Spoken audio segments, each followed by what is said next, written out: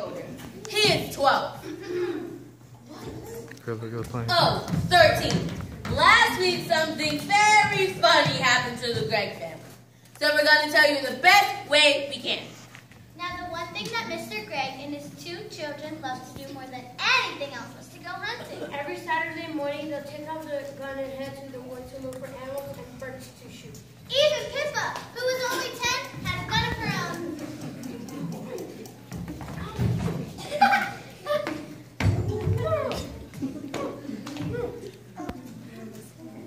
I can't stand hunting. I just can't stand it. It doesn't seem right that people should kill animals just for the fun they get out of it. So I used to try to talk Pippa and Winston from doing it every time I went over there. I would do my best to talk them out of it, but they only laughed at me.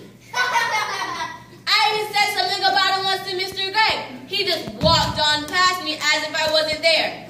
Then one Saturday morning, I saw Pippa and Winston coming out of the woods with their father. They were carrying this lovely young deer. This made me so cross that I started shouting at them.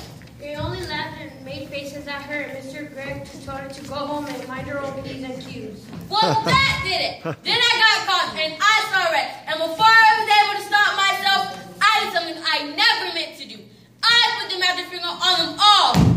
She even put it on Mrs. Gregg. She put the magic finger on the whole entire family. Now you must understand that for months the girl had been promising herself that she'll never put the magic finger upon anyone else again. Not after what happened to poor old Mrs. Winter. Mrs. Winter. You see, one day we were in class and she was teaching us spells. Stand up and spell cats. That's an easy one. K-A-T. You are a stupid little girl. I am not a stupid little girl. I'm a very nice little girl. Ow, ow, ow. Ugh. Well, that did it. Then I got caught and I saw red and I put the magic finger on Mrs. Winter good and strong. And almost at once, whiskers began to growing out of her face. They were long black whiskers, just like the ones you see on a cat. Or much bigger. And how fast they grew. Before I had time to say, they were out to her ears. And of course, the whole class started screaming with laughter.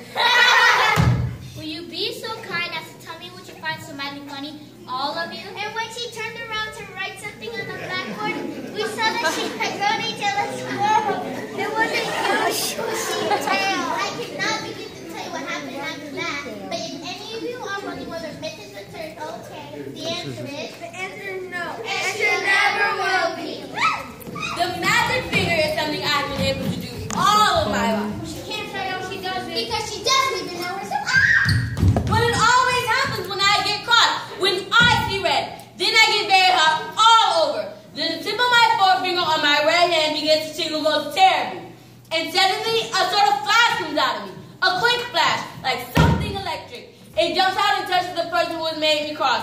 And after that, the magic finger is upon him or her, and things start to happen.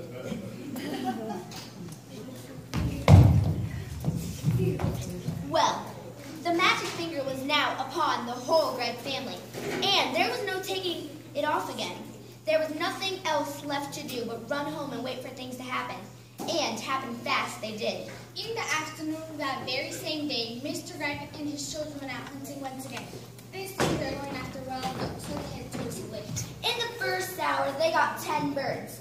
In the next hour, they got another 6. What a day! This is bad yet.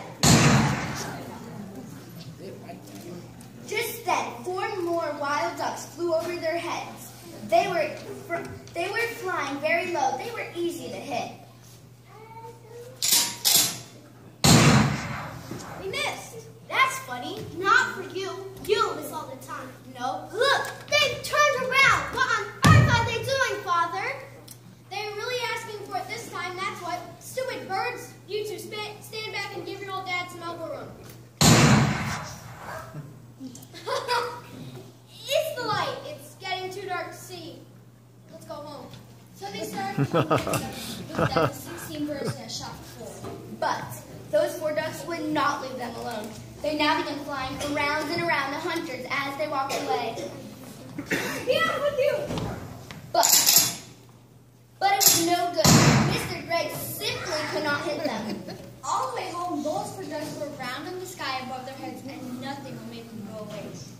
Late that night, after Pippa and Winton had gone to bed, Mr. Gray went outside to get some wood for the fire.